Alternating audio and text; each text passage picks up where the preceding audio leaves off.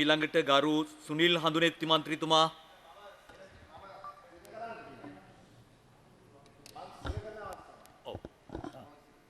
ගරු හර්ෂද සිල්ලා මන්ත්‍රීතුමා බොහොම ස්තුතියි ගරු මන්ත්‍රීතුමනි මම මේ යෝජනාව ස්ථිර කරන්න අදහස් කරනවා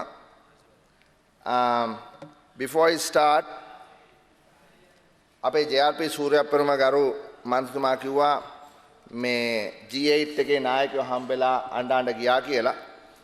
ඒ කෙසේ වෙතත් අද සියලු පුවත්පත්වල සඳහන් වෙන්නේ G8 නායකයන් ගත තීරණ වල සංක්ෂිප්ත වාර්තා. එක වාර්තාවක් තමයි මම කියනවා සභාගත කරනවා ඩේවිඩ් කැමරන් අගමැතිතුමා ගැන කියන්නේ Prime Minister has set out bold ambitions to rewrite the rules on tax. He promised Britain would use its G8 presidency to crack down on big business and rich individuals using an army of clever accountants to avoid tax. ගරු මන්ත්‍රීතුමනි මේ කතා කරන්නේ මේ දවස්වල එළිමෙමින් පවතින මේ tax හේවන් එමත් නැත්නම් රහස් ගිණුම් වල මුදල් හංගන ව්‍යාපාරිකයන් රටවල් වලට ගෙවිය යුතු බදු නොගෙවෙමින් ඒවා පැහැර හැරීම සම්බන්ධයෙන් වෙන කතාවක්. කවුරුත් සල්ලි හම්බ කරන එකට අපේ කිසි විරුද්ධතාවයක් නැහැ. ඒකේ කිසි ප්‍රශ්නයක් නැහැ. නමුත් ඒ මුදල් ජනතාවට ගෙවිය යුතු මුදල් බදු වශයෙන් ගෙවිය යුතුයි.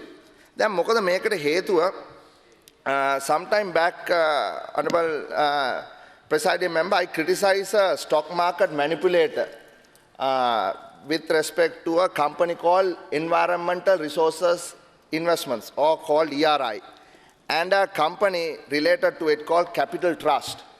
A director of that company very next day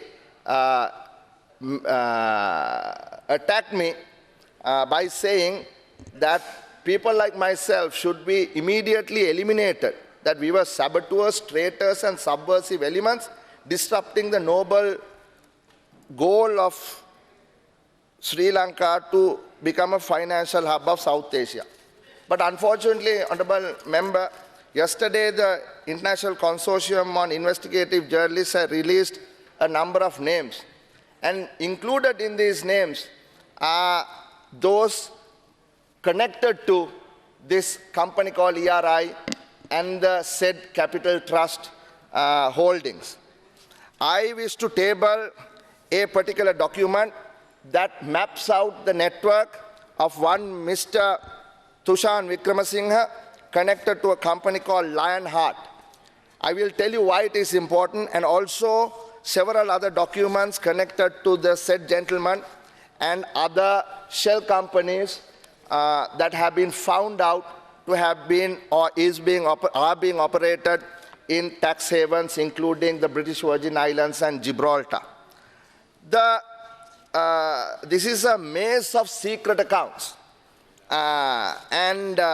This rogue company, ERI, was perhaps the biggest manipulator, or its share price was manipulated, Honorable MP, from 10 rupees to 260 rupees based on all kinds of rumors that were fed to poor investors. People lost millions of money, poor people, because they thought that this company owned a platinum mine and that the platinum dividends will come to this company and therefore the price of this stock will increase. Pump and dump was the name that was used for this. Innocent investors, like I said, lost hundreds of millions of rupees. Ultimately, it was found out that this was a lie, a total and absolute falsification of facts. What happened? The Securities and Exchange Commission never went for a conviction. They simply compounded the matter and charged these people, the directors of this company, 3.3 million rupees each, a puny amount, for the hundreds of millions of dollars that were misappropriated. And it was for falsification and non-disclosure of information. Now the funny thing, Honorable Presiding Member, is that the central bank gave approval to ERI to take this money out, to bring this money in in foreign exchange. Foreign exchange Exchange Control Act is within the scope of the central bank. Why didn't the central bank look at this transaction more carefully? Actually, it did more. At the time, the central bank was involved in organizing the 2018 Commonwealth Games in Hambantota, the bid we lost. And this particular rogue company was the largest private sector, supposedly going to be the investor in building the Commonwealth Games village.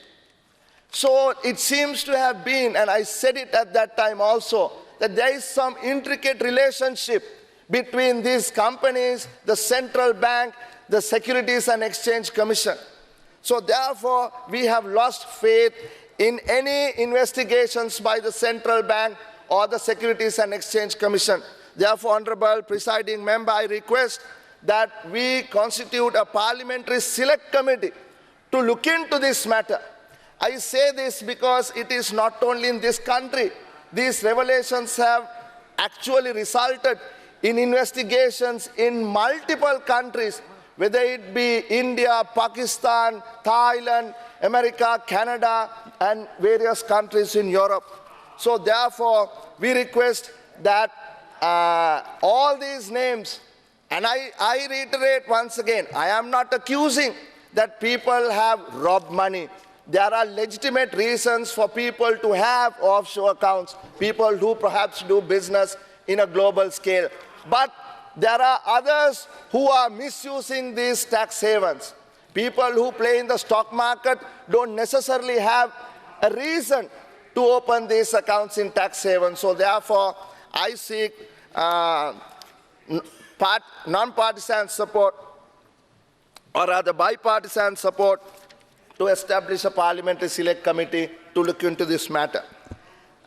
මෙතන තව එකක් කියන්න ඕනේ ගරු මන්ත්‍රීතුමනි, මේ නම් ලයිස්තුව ඇතුලේ එක නමක් රවි කරුණායක මන්ත්‍රීතුමා කිව්ව ඒ විද්‍යා අමරපාල කියන මැතිතුමාගේ නම මෙතනට ආවේ කොහොමද කියන එක ගැනත් අපි හොයා බලන්න ඕනේ. අද වෙනකොට ලයිට් බිල 80%කින් වැඩි වෙලා ජනතාව ඒ බර විඳින අවස්ථාවේ ලයිට් බිල සමාවෙන්න විදුලි මණ්ඩලය පාලනය කරපු ඒකේ සභාපතිවරයා කොහොමද මේ ටැක්ස් හේවන් එකක account එකක් ඇරියේ කියන එක මං හිතන්නේ හොයලා බලන්න ඕන. මහ බැංකුවේ වාර්තාව ඉදිරිපත් කරන මේ අවස්ථාවේ අපිට මේ වාර්තාව එළි දක්වපු වෙලාවේදී අපේ මහ බැංකුවේ අධිපතිතුමා කිව්වා 2016ට කලින් ලංකාවේ ඒක පුද්ගල ආදායම ඩොලර් 4000ක් කරන්න එතුමා කටයුතු කරගෙන යනවා කියලා. එහෙම වෙනවා නම් හොඳයි. මම එකක් කියන්න ඕනේ ගරු මන්ත්‍රීතුමනි, මට පුද්ගලික ප්‍රශ්නයක් නැහැ මහ බැංකුවේ අධිපති නිවාඩ් කබ්‍රාල් මැතිතුමාත් එක්ක. ඇත්ත වශයෙන්ම මේ මං කරන්නේ මේ ධනාත්මක විවේචනයක් පමණයි. සමහර විට මේක මිනිස්සු තේරුම් ගන්නවා නොඑක් වැරදි විදියට. ඇත්ත වශයෙන්ම මහ බැංකුවේ මම පිළිගන්නවා ඊටාම උසස් ගණයේ ආර්ථික විශේෂඥයෝ වැඩිම ප්‍රමාණයක් ඉන්න තැන. අපි අගෞරව කරනවා නෙමෙයි. නමුත් අපේ විපක්ෂයේ හැටියට අපේ අයිතිය, අපේ කාර්යභාරය තමයි වැරදි තියෙනවා නම් ඒක පෙන්නලා දෙන එක. ඒක තමයි ගරු මන්ත්‍රීතුමා අපි මෙතන කරන්නේ. ඒ කියන්නේ දැන් ගිය අවුරුද්දේ සමාවෙන්න 2015 අවසාන වෙනකොට ඩොලර් 4000ට එන්න නම් තව ඩොලර් 1165කින් මේ ඒක පුද්ගල ආදායම වැඩි වෙන්න ඕනේ. ඒ කියන්නේ අවුරුද්දකට ඩොලර් 291ක්. නමුත් ගිය අවුරුද්දේ මේ වැඩිවීම ඩොලර් 87ක් පමණයි. ඇත්ත වශයෙන්ම ඩොලර් 87ක් වැඩි වුණෙත් නැහැ. මේ වැඩිවීමට හේතුව තමයි එකම හේතුව ජනගහනය. 2011 අපි ජාතික මේ ආදායම බෙදුවේ ජනගහනය මිලියන් 20.87කින්. නමුත් අපේ මේ සංගණනයෙන් පස්සේ අපි දැනගත්ත ලංකාවේ ජනගහනය 20.39ක් පමණයි කියලා. එහෙමනම් අපි 20.87 ජනගහනය සාමාන්‍ය වර්ධන වේගය වෙන 100ට ගණන් හදලා බැලුවා නම් මේ දලදේශීය නිෂ්පාදනය රුපියල් 17කින් ඒක පුද්ගල ආදායම ඩොලර් 17කින් අඩුවීමක් තමයි වාර්තා වෙන්නේ. එහෙමනම් ගරු මන්ත්‍රීතුමනි, මෙතන මේ සත්‍ය එලි කරේ මේ මහ බැංකුව කියන විදියට මහා විශාල දැවැන්ත විපර්යාසයක් ආර්ථික විපර්යාසයක් කියන වෙනවයි කියන මේ තර්කය බිඳින්න අවශ්‍ය නිසා ඇත්ත වශයෙන්ම තත්ත්වය සතුටුදායක නෑ ගරු මන්ත්‍රීතුමා 9% බලාපොරොත්තු වෙච්ච ආර්ථික වර්ධනය 6.3%ට 2012 අඩු වෙලා තියෙනවා. මේ මූල ප්‍රතිපත්තිය එළිදැක්වූ අවස්ථාවේදී අපි මම ඒක සභාගත කරන්න කැමති 2013 වර්ෂයේ සමාවෙන් 2012 වර්ෂයේ 9%ක වර්ධන වේගයක් තමයි බලාපොරොත්තු වුණේ. ඒක හැන්සාට් ගත කරන්න මම මේක මෙතන සභාගත කරනවා. ඒ විතරක් නෙවෙයි 2013 වර්ධන වේගය 9.5ක් වෙනවා කියලා තමයි මොවුන් ඇස්තමේන්තු කරලා තිබ්බේ. නමුත් යථාර්ථය මේ සතිය නිකුත් කරා 2013 පළවෙනි කාර්තුවේට වර්ධන වේගය ගරු මන්ත්‍රීතුමනි 6%යි. 9.5 කෑලිත් නැහැ. මේකට හේතුව අපි හොයලා බලන්න ඕනේ. මොකද 9.5ක් බලාපොරොත්තු වෙච්ච වර්ධනය 6%ට අඩු වෙලා නම් එතන මොකක් හරි ලොකු ප්‍රශ්නයක් තියෙනවා. නමුත් ඊට කලින් මම එක දෙයක් කියන්න ඕනේ. මේ මහ බැංකුව මේ ළඟදී ඇමරිකාවේ තොම්සන් ඇඩ්වයිසරි ගෲප් කියන ආයතනයක් එක්ක ඇමරිකන් ඩොලර් ලක්ෂ 8ක ගිවිසුමක් අත්සන් කරලා තියෙනවා. ඒ ගිවිසුමේ තියෙන්නේ මම එක සභාගත කරනවා කරු මන්ත්‍රීතුමනි කැන්සාට් ගත කරන්න. ඒ ගිවිසුමේ තියෙන්නේ ලංකාවේ ආර්ථික යුද්ධයෙන් පස්සේ දැවැන්ත විපර්යාසයකට භාජනය වෙලා කියලා ඒ පණිවිඩය ඇමරිකාවේ ජනාධිපතිවරයා අපේ JRP සූර්යප්‍රම ගරු මන්ත්‍රීතුමා කිව්වා මේ ඇමරිකාවට මෙච්චර වෙලා බැන්න. නමුත් ඇමරිකාවේ ජනාධිපතිවරයා ඇමරිකාවේ සෙනෙට් සභිකයන්ට ලංකාවේ ආර්ථිකය ගැන හොඳ පැහැදිලි කිරීමක් කරන්න තමයි මේ ඩොලර් ලක්ෂ 8කට මේ ගිවිසුම අත්සන් කරලා තියෙන්නේ. ඒ ප්‍රතිරූපය ගොඩනගන්න. නමුත් මේ සම්බන්ධයෙන් අපි ප්‍රශ්න කරා. එතනදී මහ බැංකුව මාධ්‍ය නිවේදනයක් නිකුත් කරා. මේක සිංහලෙන් නිකුත් කරේ නෑ ඉංග්‍රීසියෙන් විතරයි. මම මේක එක පරිච්ඡේදයක් කියවන්න කැමතියි. In the recent times, the Central Bank of Sri Lanka has observed an aggressive and well-funded misinformation campaign that is being carried out by various groups with dubious agendas, both locally and internationally, to tarnish the political image and the true economic success of Sri Lanka. කියලා මෙහෙම නොයෙකුත් මේකත් මම සභාගත කරනවා. නොයෙකුත් මේ මාධ්‍යයට ප්‍රකාශ කරනවා ජාත්‍යන්තර කුමන්ත්‍රණයක් තියෙනවා කියලා. රටේ සැබෑ ආර්ථික තත්ත්වය විස්තර වසන් කරන්න හදනවා කියලා. ඊට පස්සේ කියනවා මේ විශිෂ්ට දේශපාලන ප්‍රතිරූපයට පොලිටිකල් දේශපාලන ප්‍රතිරූපයට මේ තියෙන්නේ tarnish the political image දේශපාලන ප්‍රතිරූපයට හානි කරන්න කියලා. මහ බැංකුව දේශපාලනය වෙන්න ඕනේ නැහැ. දේශපාලන ප්‍රතිරූප ගැන හානි කරන්න ඒවා ගොඩනගන්න මේ දේශපාලනය කරන මේ පාර්ලිමේන්තුවේ පක්ෂ විපක්ෂ මන්ත්‍රීලාට කරන්න පුළුවන්. ඇමතිලාට කරන්න පුළුවන්. මහ බැංකුව ස්වාධීන ආයතනයක් හැටියට ඒවට ඔවුන්ගේ විෂයපතේ මේ කිසි දෙයක් නැහැ. මේවා ලැජ්ජයි. ඇත්ත කතාව තමයි ආණ්ඩුවේ පම්පෝරිය කොච්චරද කිව්වට සාමාන්‍ය ජනතාව දැඩි පීඩනයට ලක් වෙලා. මම ඕක ආයෙත් කියන්න ඕනේ නැහැ. ජනතාව තැලිලා පොඩි වෙලා මිරිකිලා ඉන්න බව ඔබතුමා හොඳට දන්නවා. මං ඉස්සල්ලා කිව්වා වගේ මේ මාසේ ලයිට් බිල 180කින් වැඩි වෙනවා. GN වල ඉහළ යනවා. නමුත් මේක අහගන්න මේ ගරු සභාවේ මම මේක ප්‍රථම වතාවට කන් හිතන්නේ නැහැ මන්ත්‍රීතුමාලා ඇමතිතුමාලා දන්නවා කියලා. ඒ ජීවන මිල ඉහළ යන ප්‍රමාණයට රටේ වැටුප් වැඩි වුණේ නැහැ. මේ මහ බැංකුවේ වාර්තාවේ 108 වෙනි පිටේ 4.5 සංඛ්‍යා සටහන මන් සභාගත කරනවා හැන්සාට් ගත කරන්න.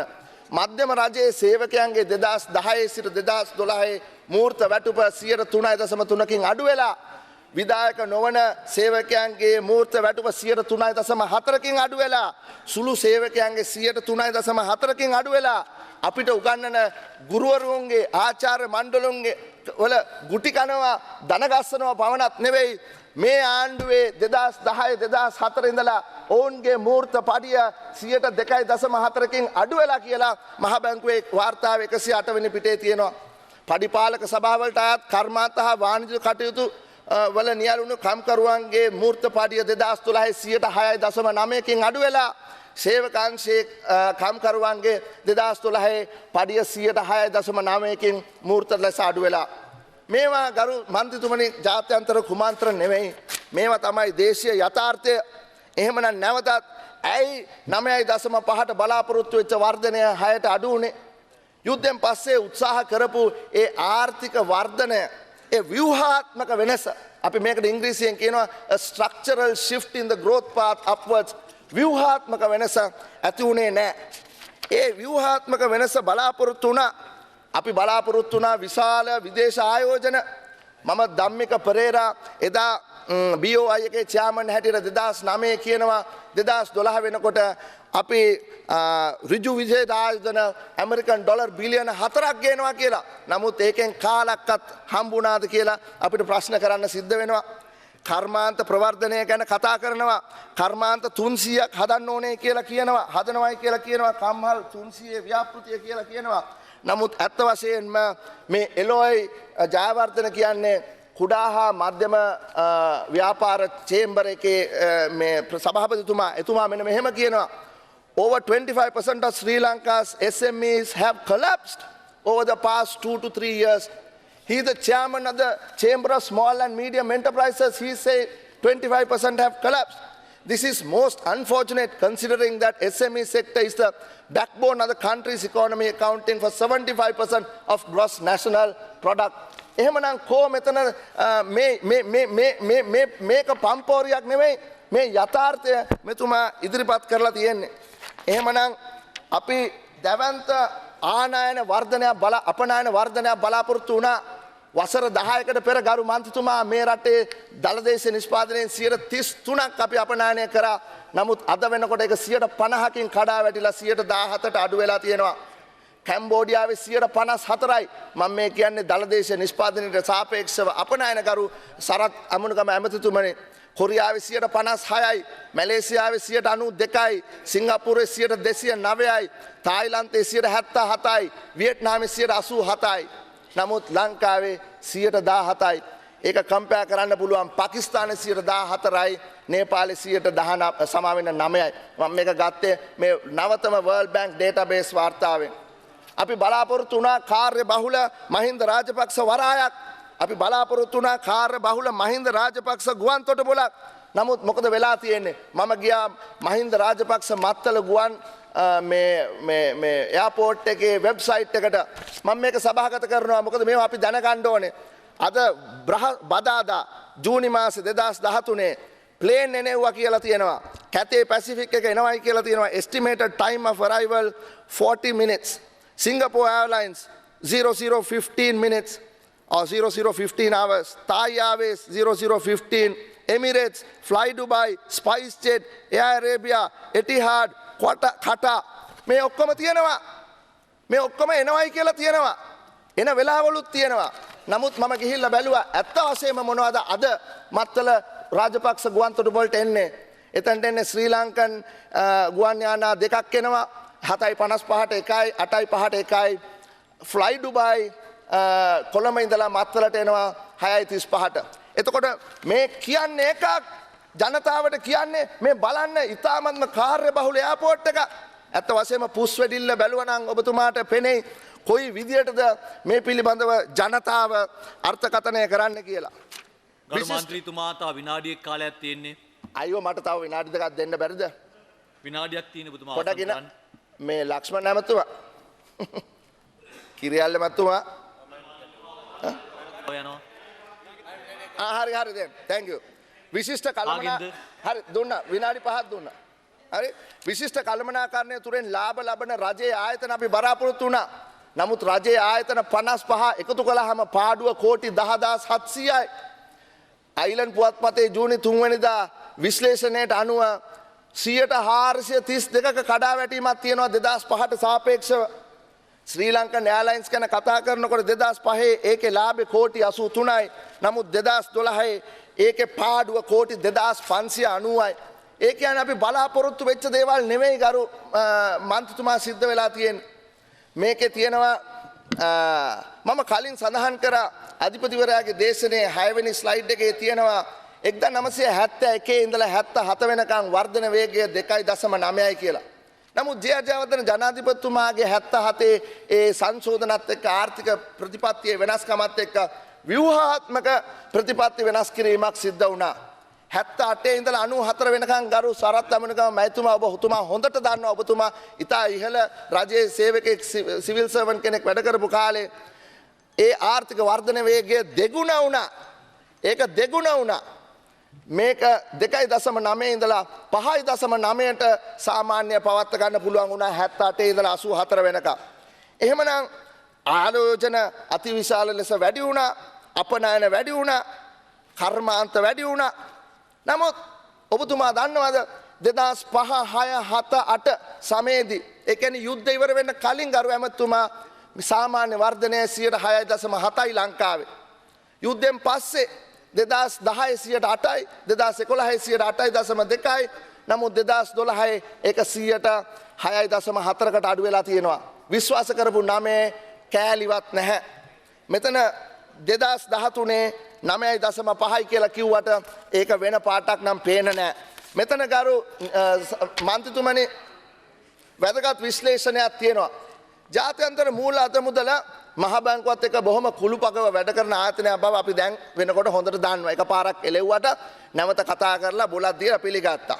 ඔවුන් කියනවා ඔවුන්ගේ පර්යේෂණ වලට අනුව රජය ඉදිරිපත් කරපු 9 හෝ 9.5 ඒ කියන්නේ 2011 දී හෝ නැවත සංශෝධනය කරපු දැන් ඉදිරිපත් කරන 8 සිට 8.3 කියන මධ්‍යකාලීන 3 අවුරුදු ආර්ථික වර්ධන වේගය ලබා ගන්න බැහැ කියනවා. ඔවුන් පිළිගන්නවා. අපිත් පිළිගන්නවා 2010 11. නමුත් 13 දී මහ බැංකුව බලාපොරොත්තු වෙන 7.5 ලබා ගන්න කිසිසේත් හැකියවන්නේ නැහැ කියන එක තමයි ජාත්‍යන්තර මූල අරමුදල සහ නොයෙකුත් ස්වාධීන ආර්ථික විශේෂඥයන්ගේ මතය. මොවුන් ඉදිරිපත් කරලා තියෙනවා කෙටිකාලීන මධ්‍යකාලීන වර්ධන හැකියාව. This is important. It is the expected growth, the potential growth. It is in this document that has been released by the IMF. The potential growth is only 6.8. It is nowhere near the 8% plus. මොවුන් මේක ඉදිරිපත් කරන්නේ දේශපාලනයෙන් තොරව. මොවුන්ට දේශපාලනයක් නැහැ. ආර්ථික විද්‍යාව පමණයි තියෙන්නේ. This is not political economics. This is only pure economics. එහෙනම් අපිට පේන්නේ ගරු සරත් අමුණුගම ඇමතුමනි මෙතන ව්‍යුහාත්මක වෙනසක් සිද්ධ වෙලා නැහැ. That is my point. There hasn't been a structural shift in the growth path. එහෙමනම් right. Okay. Oh, you can reply. Honorable sir, you can reply because I have very little time. එහෙමනම් 2011 වර්ධනය කෘතිමයි. No, what I am trying to say is that the growth for the last 2 years had been essentially achieved through consumption. දැන් මේක කෙලින්ම මෙතන කියනවා. ඊටමද පැහැදිලි පරිභෝජනය නිසා තමයි මේ වර්ධනය ඇති වුණේ. ඇත්ත වශයෙන්ම අපි දේශපාලනයෙන් එළියට ගිහිලා මේක ගැන කල්පනා කරලා බලමු. 2009 යුද්ධ ඉවර වෙන්න කලින් පෙබරවාරි මාසයේ ප්‍රතිමිලදී ගැනීම් පොලිය, that is a repo rate, තිබුණේ 10.25යි. යුද්ධ ඉවරලා මාස 6ක් යන්න කලින් ඒක අතිවිශාල ලෙස පල්ලෙහාට ගෙනාව 7.5යි. ඒ වගේම ප්‍රතිවිකුණුම් මිලත් 11.75 ඉඳලා 9.75ට අඩු කරා. මේ සමගම මන්ත්‍රීතුමා තව විනාඩියයි. හරි. මම මේක කෙටි කරන්නම් මොකද මගේ කාලේ ප්‍රශ්නයක් තියෙන නිසා. මම කියන්න හදන්නේ මේ කෘතිම ලෙස මූල්‍ය ලිහිල් කිරීම තුල සහ පොලි අනුපාතය අඩු කිරීම සහ කෘතිම ලෙස රුපියලේ අගය ඉහළ තැනක තබා ගැනීම තුල අපිට හැකි වුණා මේ ආර්ථික වර්ධනය ලබා ගන්න. නමුත් කනගාටුදායක දේ තමයි ඒ ආර්ථික වර්ධනය ලබා ගත්තේ දේශීය නිෂ්පාදනය නෙවෙයි. එලෝයි ජයවර්ධන මහත්තයා කියනවා වගේ මේ කුඩා හෝ මධ්‍යම පරිමාණයේ ආයතන 125ක් වැහුණා. එහෙනම් කොහෙටද මේ පරිභෝජනය ගියේ? පිටරට දේවල් තමයි අපි පරිභෝජනය කරේ. ඒක තමයි අපේ අතිවිශාල ලෙස වෙළඳ ශේෂයේ හිඟේ වැඩි වුණේ. මට මේ වෙලාවේ කතා කරන්න මේ වෙලාව මදි නිසා මම ඊටාම කෙටියෙන් මම මගේ අදහසක් දක්වලා මම නවත්තන්නම් ගරු මන්ත්‍රීතුමනි. What we need to do is to carefully consider the reasons why the growth rate is coming down. Of course, somebody can argue, and perhaps there is some legitimacy to it, that the international markets are not doing too well, they are soft. I agree, but then we have not seen any diversification even into areas where there is growth. Sure, the United States is, of Please course, wind had up its now. own problems, but we have to consider diversification because unless yes, I'm honourable stopping, member, I'm stopping. please Unless, wind up. yes, I'm stopping. Unless we recalibrate the economy and give first priority to exports, Honourable Sir, we are not going to make it, and we are not going to make the $4,000 per capita income. Thank you very much for the extended time.